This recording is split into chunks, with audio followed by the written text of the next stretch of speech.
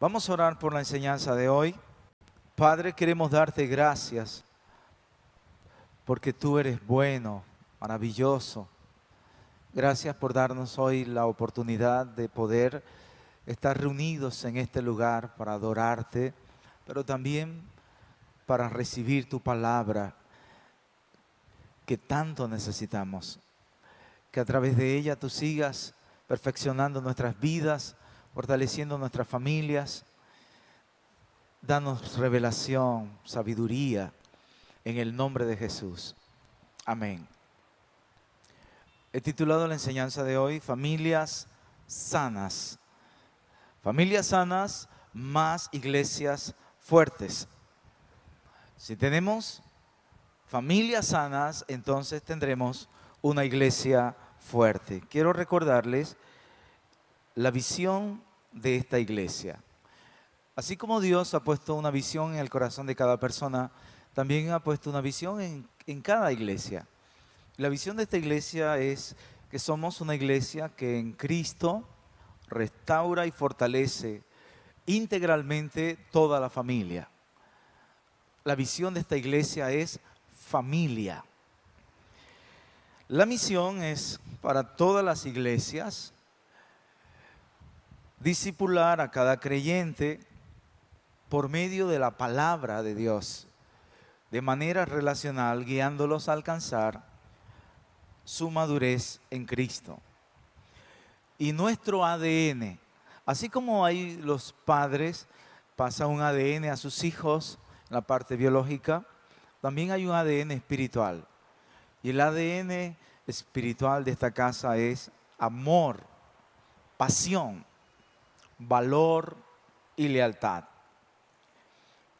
Y quiero comenzar esta enseñanza con unas preguntas.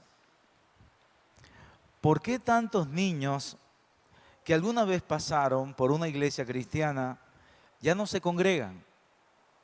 ¿Por qué tantos niños, por qué tantos hijos de buenos cristianos deciden darle la espalda a la fe de sus padres? ¿Por qué tantos adolescentes que participan de las reuniones y se emocionan con las canciones toman luego decisiones equivocadas? Y puedo resumirla en una sola pregunta. ¿Por qué no logramos retener a tantos niños que pasan por nuestras iglesias? Llevamos ya alrededor de 20 años en la iglesia, así que tenemos varias generaciones. Algunos de los niños que iniciaron ya hoy son adultos, otros son jóvenes, pero en promedio tenemos los domingos una asistencia de 250 niños en las 3 reuniones. Así que se puede usted imaginar cuántos adolescentes, cuántos jóvenes y aún adultos deberían estar en la iglesia. ¿Por qué no logramos retener a tantos niños que pasan por nuestras iglesias? Pues yo quiero recordarles que nuestros hijos son un regalo de Dios y que como padres tenemos una gran responsabilidad. No solamente es proveer para ellos, es darles educación. Nosotros tenemos la gran responsabilidad de discipular a nuestros hijos para que ellos no solamente un día vayan al cielo, sino también para que ellos se conviertan, de ser discípulos de Jesús, puedan seguir extendiendo el reino de Dios y pasar el evangelio a las próximas generaciones. La meta de la iglesia no es hacer reuniones y llenar el templo. La meta no es hacer solo creyentes. La meta o el propósito de la iglesia es hacer discípulos. Así que si nosotros logramos discipular efectivamente a nuestros hijos, es posible, lo más probable es que ellos van a permanecer y van a llevar muchos frutos. Pero quiero mostrarles que el discipulado no es algo nuevo. Lo encontramos en el Antiguo Testamento, en el libro de Éxodo, capítulo 18, versículo 17. «No está bien lo que haces», exclamó el suegro de Moisés. «Así acabarás agotado y también se agotará el pueblo. Esta tarea es una carga demasiado pesada para una sola persona. Ahora escúchame y déjame darte un consejo. Y que Dios esté contigo. Tú debes seguir siendo el representante del pueblo ante Dios, presentándole los conflictos, enséñales los decretos de Dios, transmíteles sus instrucciones, muéstrales cómo comportarse en la vida. Sin embargo, elige de entre todo el pueblo a algunos hombres con capacidad y honestidad, temerosos de Dios y que odien el soborno. Nombra los jefes de grupos de 1000, de 100, de 50 y de 10 personas.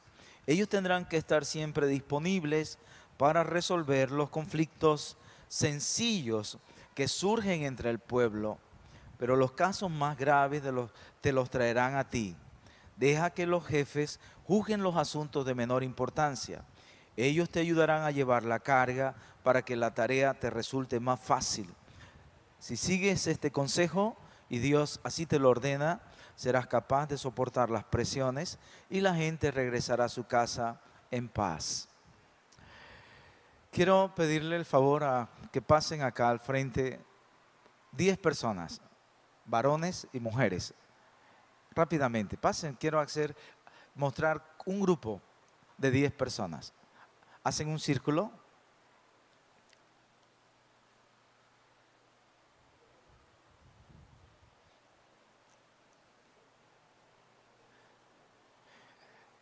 Entonces, bien, el pueblo de Israel era un pueblo muy, muy grande. Y Moisés se la pasaba atendiendo los problemas, los conflictos que tenían desde la mañana hasta el anochecer. Pero recibió una visita de su suegro Jetro y Dios le habló a través de su suegro. Le dijo, si tú sigues así, entonces no vas a poder con esta carga. Una sola persona no lo puede hacer. Así que debes nombrar jefes por cada 1000, por cada 100, por cada 50 y por un jefe o un líder por cada 10 personas. A través del discipulado de los grupos, entonces se garantizaba el liderazgo del pueblo para poder tomar decisiones sabias, para formar hombres y mujeres en aquel tiempo, pues, hombres que pudieran liderar el pueblo. Así que los asuntos pequeños entonces se los traería, los podía resolver el líder, y los asuntos más difíciles, dice la palabra, que se los deberían llevar a él. En esta iglesia, pues no ignoramos, somos una iglesia que ha crecido y mi esposa y yo somos una figura de Moisés.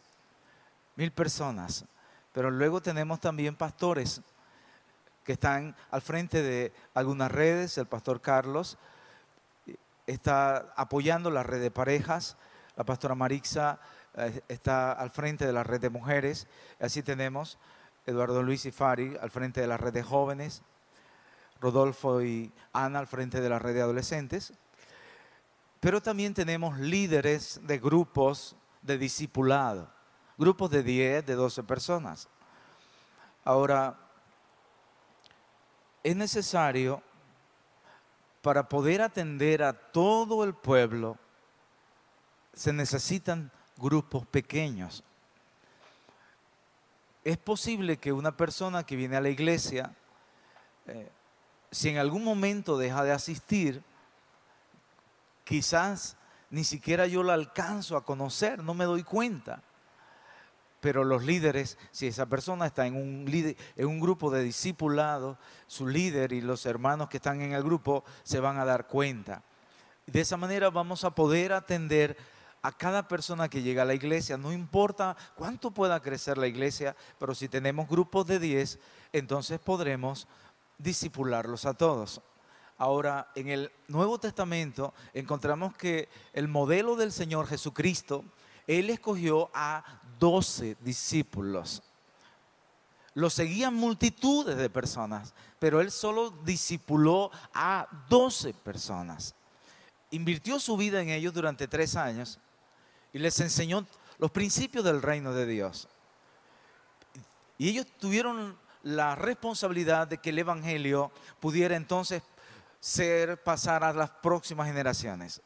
Así, a través de los discípulos, la gran comisión que el Señor Jesús les dijo a sus discípulos antes de ascender al cielo. Lo último que les dijo fue en Mateo 28, 19, vayan y hagan discípulos a todas las naciones, bautizándolos en el nombre del Padre, del Hijo y del Espíritu Santo, y enseñándoles a guardar, a obedecer todos los mandamientos que yo les he dado.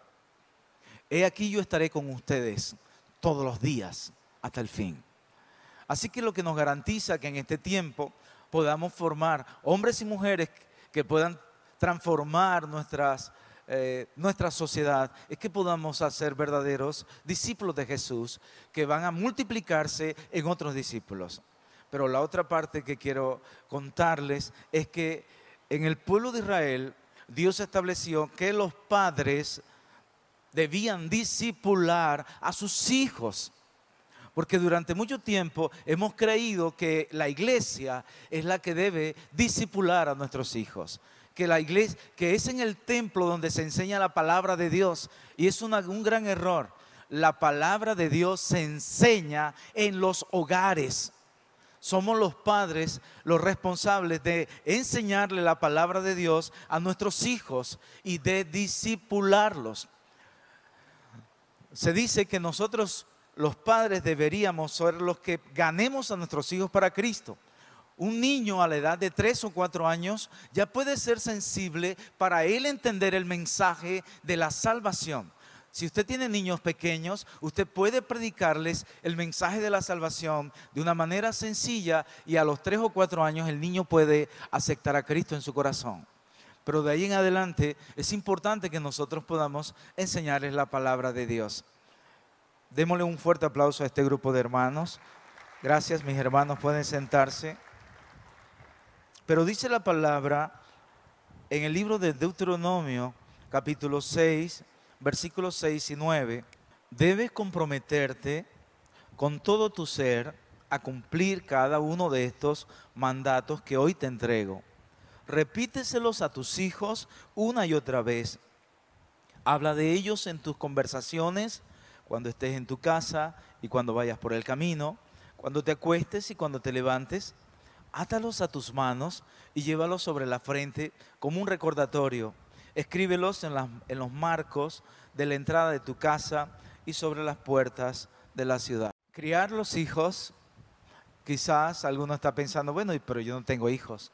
Si tú eres joven, qué bueno que estés escuchando esta enseñanza, porque a nosotros no se nos enseña a ser padres, no nos preparamos para ser padres, para ser esposos o esposas, pero es una gran responsabilidad.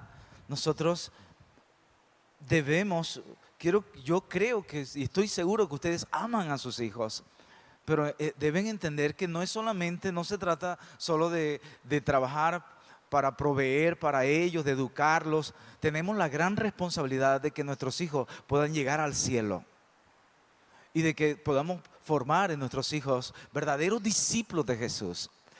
Pero criar hijos no es nada sencillo, no es fácil. Se necesita la sabiduría que da Dios. Es mucho más difícil en este tiempo, en un mundo tan lleno de corrupción, de maldad, donde el pecado llega a la casa a través de los medios de comunicación. Los niños no tienen que salir a buscar el mundo, toda la pornografía. ¿Cuántas cosas pueden llegar ahora a nuestros hogares? Así que con la ayuda de Dios podemos criar a nuestros hijos en el temor de Dios, podemos discipularlos. Ustedes conocen, o la mayoría conocen nuestros hijos. Eduardo Luis tiene 27 años, ya casado con Fari. Luis Miguel tiene 24 años, casado. Y Ebechaday, que tiene 19 años. Pero le doy gracias a Dios porque cuando llegamos a Cristo, mi esposa y yo, Eduardo Luis tenía 3 años y Luis Miguel estaba naciendo. Así que ellos se criaron en un hogar cristiano, pero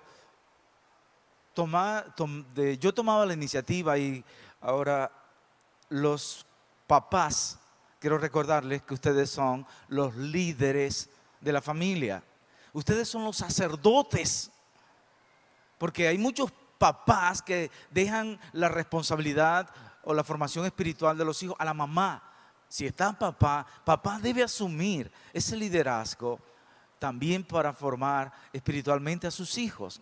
Ahora, si en el hogar no está papá o papá no es cristiano, entonces mamá asume ese liderazgo, recordando, mujeres, que ustedes son también de gran influencia para que sus hijos puedan llegar a Cristo, para que sus hijos puedan ser bien formados en el temor de Dios, incluso para poder influenciar sobre sus esposos y sobre el resto de la familia.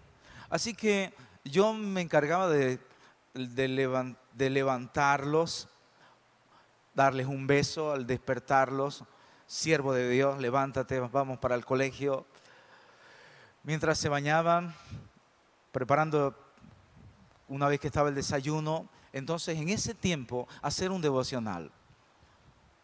De acuerdo a la edad de los hijos, hay un devocional para niños, pero para los niños más grandecitos, entonces tenemos el libro de Proverbios. Proverbios tiene 31 capítulos, uno para cada día. Así que hacíamos una oración, leíamos el libro de Proverbios y yo los transportaba al colegio, asumiendo esa responsabilidad con el propósito de poder compartir por lo menos ese tiempo con ellos. Pero durante el camino, así como dice la palabra, repíteselos a tus hijos una y otra vez. Habla de ellos. Háblales de la palabra de Dios en tus conversaciones, cuando estés en tu casa, cuando vayas por el camino.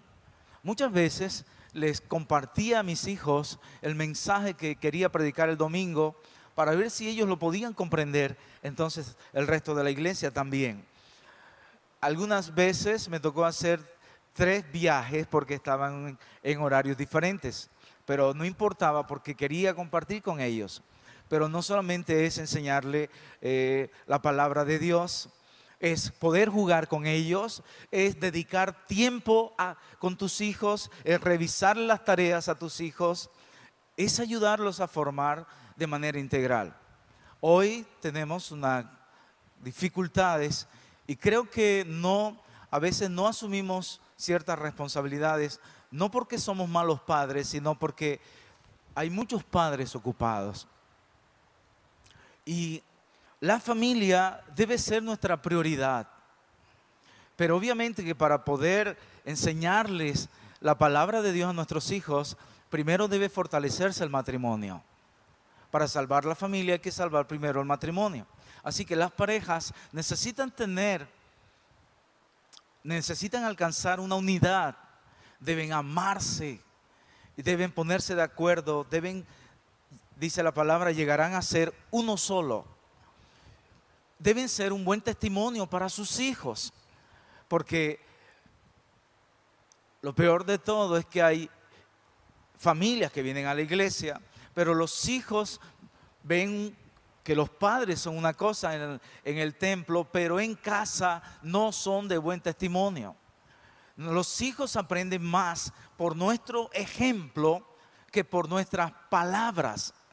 Así que está bien, debemos enseñarles la palabra de Dios, pero usted no podrá hacer discípulos, usted no podrá discipular a sus hijos si usted no es un discípulo de Jesús. Los discípulos se multiplican en otros discípulos. Así que los primeros discípulos que usted va a formar son sus propios hijos. Las primeras personas que va a ganar para Cristo es a su familia. Y entonces, una cosa es que usted le diga, hijo, tienes que orar, hijo, tienes que leer la Biblia. Pero ¿y si papá, mamá no hacen eso? ¿Cómo podrán impartir eso? Nuestros hijos podían entrar a nuestra habitación en cualquier momento y cualquier momento estábamos adorando al Señor, estábamos orando. Ellos nos veían, que nuestro testimonio no es simplemente en la iglesia, en la casa. Ellos nos ven cómo nos amamos, nos respetamos. No significa que somos perfectos, pero vieron un buen modelo. Le doy gracias a Dios por el matrimonio de nuestros hijos. su primer año de matrimonio, y ellos daban testimonio de cómo no han tenido una pelea en ese primer año. Y hay algunas parejas que medio 2 meses están recién casados y ya se quieren separar. Pero los hijos aprenden a través del ejemplo. Debemos enseñarles la palabra de Dios a través de nuestras vidas. Debemos discipularlos. Entonces, yo quiero recomendarles, si tienen niños, hagan un altar familiar. Ojalá pudieran hacerlo todos los días. En las noches, tómate el tiempo para llevar a dormir a los niños, léeles una historia bíblica, ora con ellos, cántale alabanzas. Pero si ya están más grandecitos, entonces es necesario discipularlos. En la iglesia hemos iniciado para los líderes y servidores un entrenamiento que se llama Cómo ser un hacedor de discípulos. Ser un discípulo de Jesús, ser cristiano es sinónimo de ser un discípulo de Jesús. Y ser un discípulo de Jesús es sinónimo de ser un hacedor de discípulos. Si tú eres un discípulo de Jesús, entonces debes hacer otros discípulos. Y tus primeros discípulos son tus hijos. A través de este entrenamiento, quiero explicarte que usted recibe una enseñanza cada domingo, que son muy importantes, pero también tenemos los grupos de discipulado. En cada grupo hay un líder y vamos a tener o tenemos hacedores de discípulos que van a darle un discipulado a los nuevos creyentes. Pero lo nuevo que tenemos es que en el entrenamiento se hace un discipulado que se llama llamado al gozo. Es un discipulado 1 a 1. Porque mucha gente no se logra discipular bien en un grupo. Debe ser un discipulado individual, personal, vida a vida.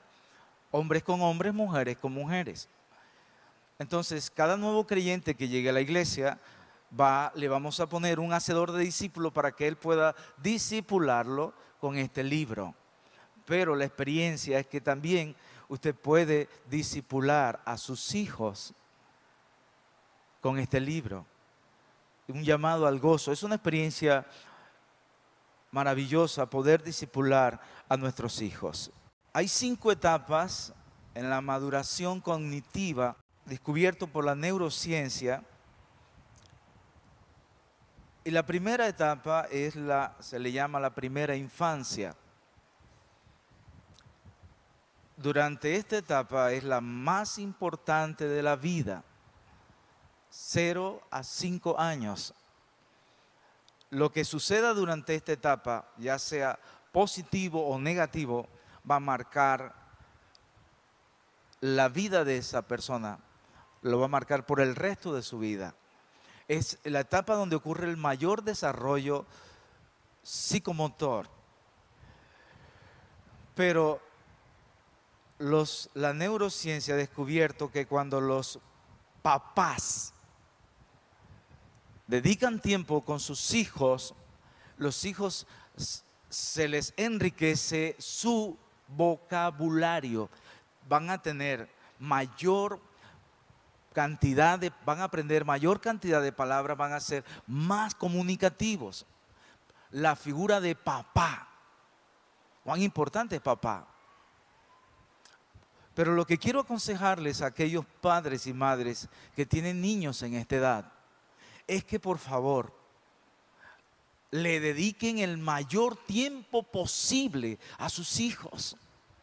No se dejen distraer con tantas cosas que hay en el mundo. Es necesario, la iglesia ofrece un acompañamiento, pero durante esta edad es muy poco lo que podemos hacer por ellos, pero son los padres y las madres los que deben dedicar más tiempo para poder enseñar a sus hijos, para poder compartir con ellos. Nos dejamos distraer, vivimos muy ocupados, decimos que amamos a nuestros hijos, pero no le dedicamos tiempo. En la etapa de la niñez, de 6 a 10 años, Durante esta etapa, los niños tienen una capacidad para memorizar, para aprender. Sus caminos neuronales son unas avenidas para aprender todo lo que se les pueda enseñar.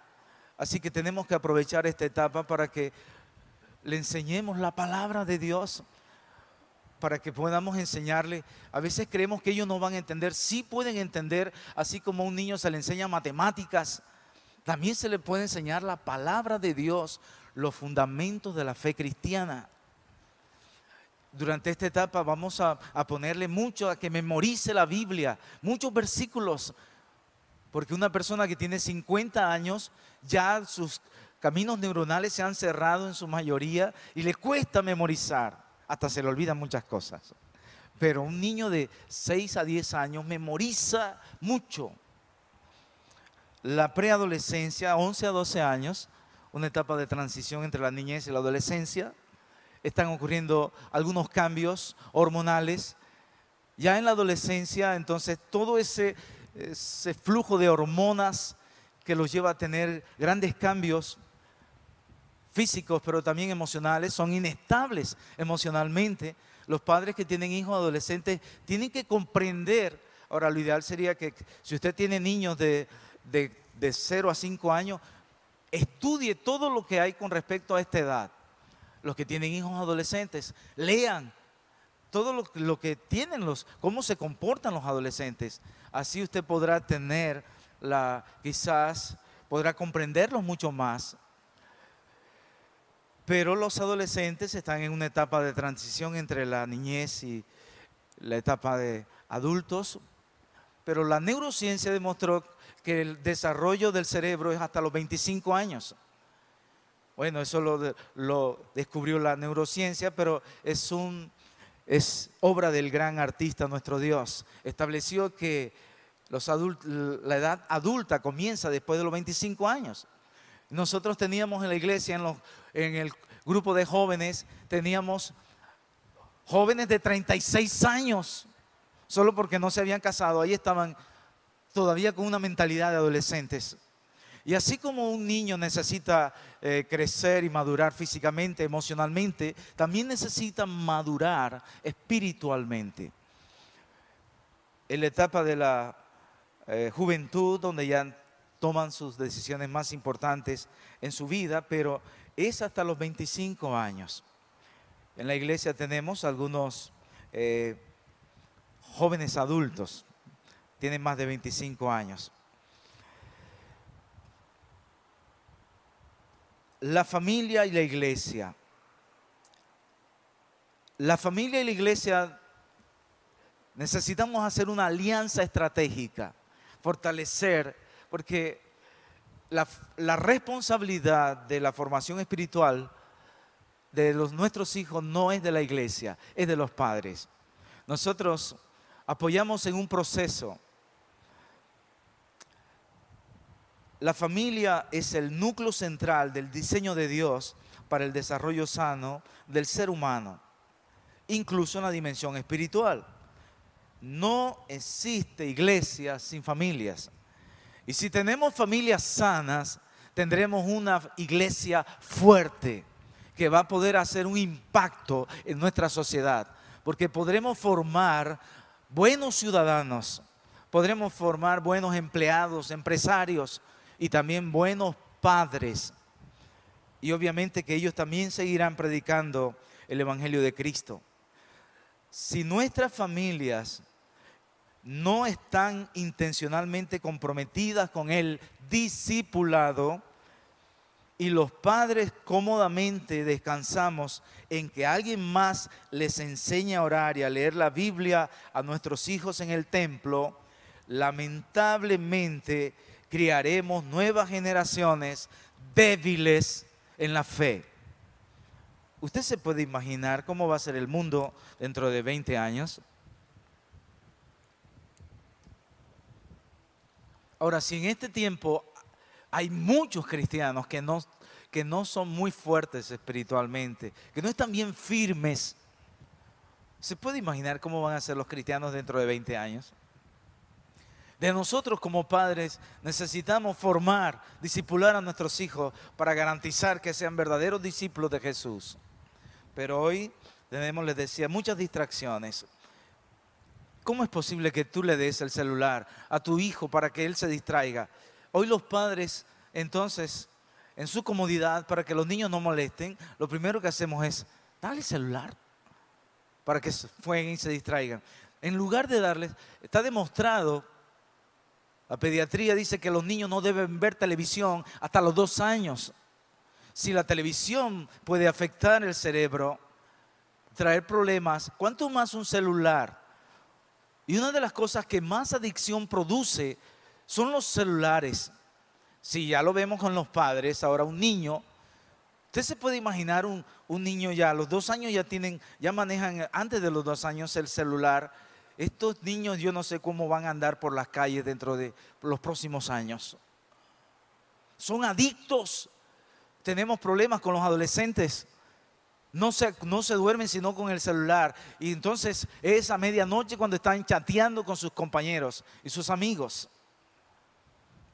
Debemos pedir la sabiduría a Dios para criar nuestros hijos. Pero también tenemos que tener firmeza, amor y firmeza. Entre los 2 años, 2, 3 años, hay una lucha entre el sistema límbico, que son las emociones, y el sistema de la razón. Así que si un niño se le deja, lo dejamos que él haga rabietas, y no somos capaces como padres de controlar un niño que tiene una rabieta, él va a seguir haciendo rabietas por el resto de la vida.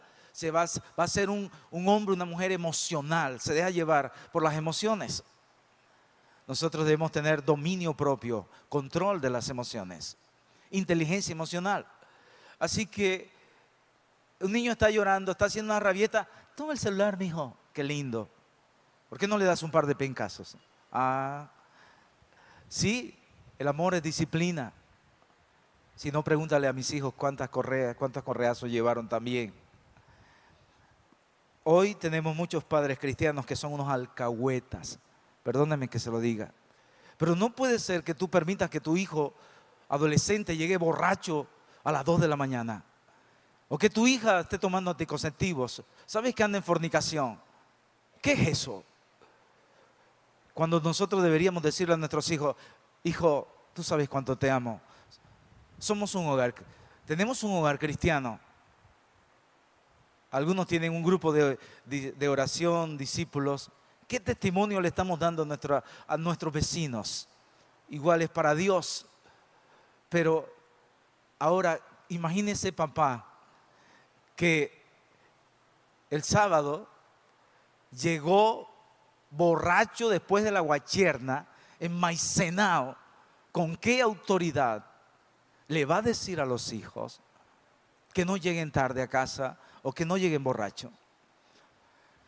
Es necesario, otra vez les digo, hay que tener tanta sabiduría y tener la firmeza si en algún momento, porque hay padres que no traen los niños a la iglesia, a la escuela dominical, porque vamos a dejar que ellos duerman. El único día de la semana que pueden dormir, que duerman. No los llevamos a la iglesia, qué lindo. Como tú no le dices el lunes, no, mijo, quédate durmiendo porque hoy no vas para el colegio. O entonces, cosas quizás más delicadas. A la niña de 13 años ya quiere tener novio. Aquí hay unas reglas. Hijo, ¿quieres tener sexo? ¿Quieres andar en borrachera? Qué pena, hijo. Pero si tú quieres llevar ese estilo de vida, ahí está la puerta abierta. Usted sería capaz de decirle, si tú no quieres ir a la iglesia, porque los adolescentes, la mayoría se nos pierden. La mayoría de los adolescentes no vienen a la iglesia, llegan a una edad en que se nos perdieron. Crecieron en la iglesia. ¿Y por qué no permanecen en la iglesia? Porque quizás como padres no tuvimos no los discipulamos, no tuvimos la firmeza, el amor para decirle esto no. Y si no te gusta, no quiero, papá, no voy para la iglesia. No quieres ir a la iglesia. Bueno, entonces haz tu vida a tu manera, pero no cuentas con mi apoyo. A algunos les parecerá, uy, pastor, que eso es tan fuerte. Pero si usted lee la Biblia en el Antiguo Testamento, los hijos rebeldes, dice la palabra que debían ser sacados fuera de la ciudad y eran apedreados. Ahora, no se le ocurra hacer eso. Estoy contándole, ya no vivimos bajo la ley, sino bajo la gracia. Hay momentos, y entiendo que algunos padres llegaron a Cristo cuando sus hijos ya eran jóvenes o adolescentes, diferente. Pero si los hijos han crecido en un hogar cristiano, usted tiene que exigirles mucho más.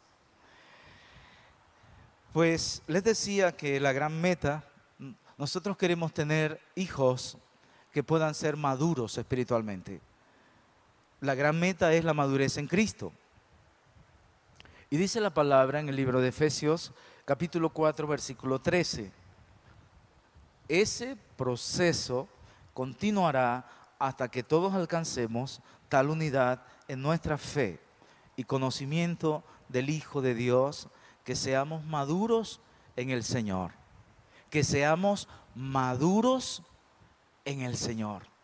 Es decir, hasta que lleguemos a la plena y completa medida de Cristo.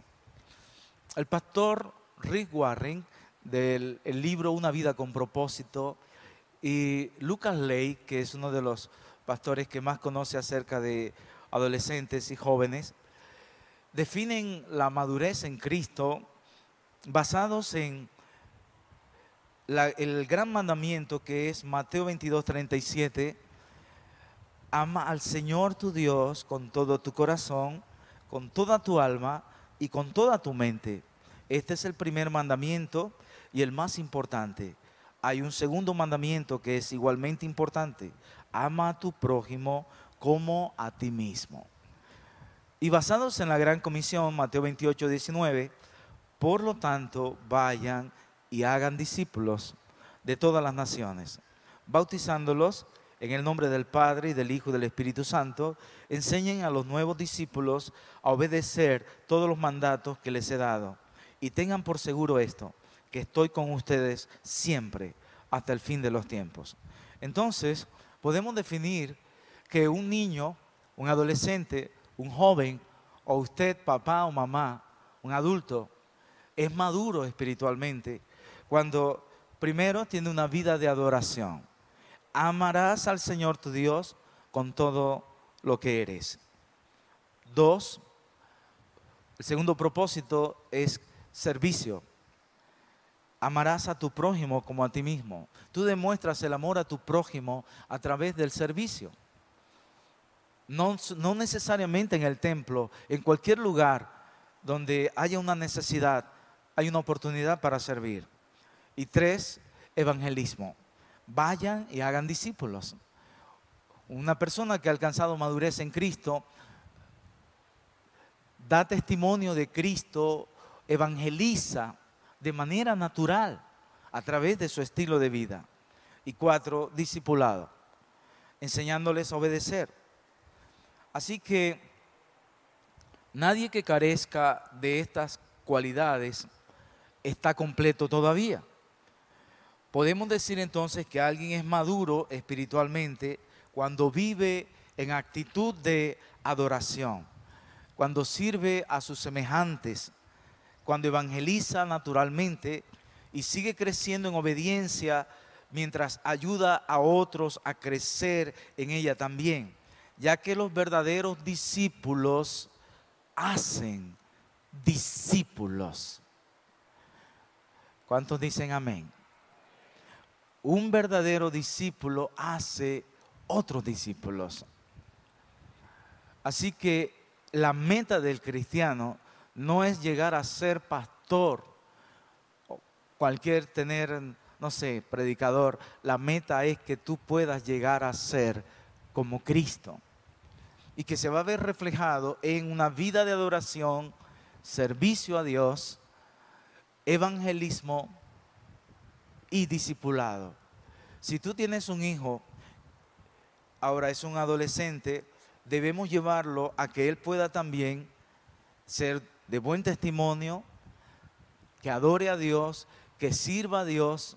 Ahora, si sus padres sirven a Dios, cuán hermoso es, como dijo Josué, yo y mi casa serviremos al Señor. Qué hermoso es poder ver a padres y a sus hijos sirviendo a Dios. Eso hace una iglesia fuerte. Y cuando servimos a Dios, eso nos fortalece espiritualmente. En la cascada de liderazgo, los niños quieren ser preadolescentes, los preadolescentes quieren ser adolescentes, los adolescentes quieren ser jóvenes y los jóvenes en edad universitaria necesitan adultos maduros.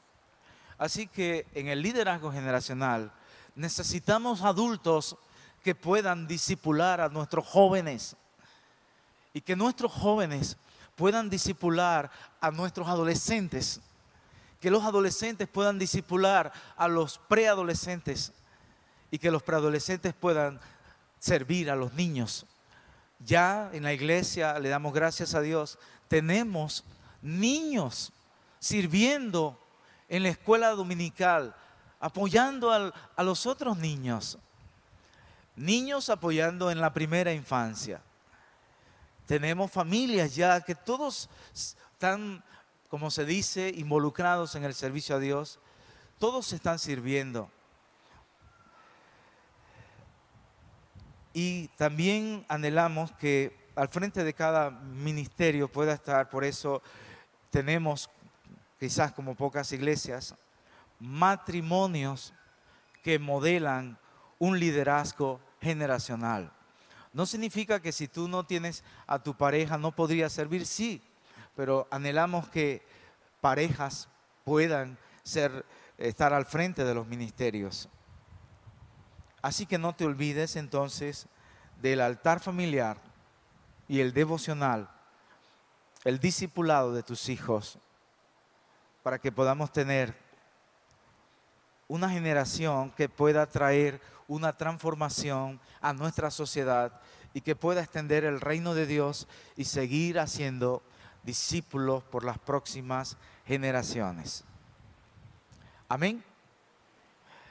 Qué gran responsabilidad tenemos, pero tenemos al Espíritu Santo que nos ayuda en este proceso de criar hijos, de criar a nuestros hijos. Y qué gran satisfacción poder tener hijos que aman a Dios, que le sirven a Dios, que tienen hogares felices. Así que es una gran bendición cuando las familias están sanas, tendremos iglesias fuertes. Se dice que por cada niño normalmente se dice que por cada 5 niños debería tener un maestro. Pero ¿qué tal que por cada niño, por cada adolescente, tuviera 5 mentores? Papá, primer mentor. Líder en la iglesia o su maestro en la escuela bíblica, el segundo mentor. Un hermano quizás en la fe, un familiar que es cristiano, otro mentor. El padre de uno de sus compañeros, otro mentor. Los adolescentes son la edad de transición entre la niñez y el ser adultos. Es una etapa donde ellos, la etapa más vulnerable, donde ellos se nos pueden perder. Así que debemos estar muy atentos y ofrecerles que podamos ser mentores, que podamos desarrollar una relación de amistad con nuestros hijos. No solamente somos padres, debemos ser amigos de nuestros hijos para poder desarrollar la confianza y formar verdaderos discípulos.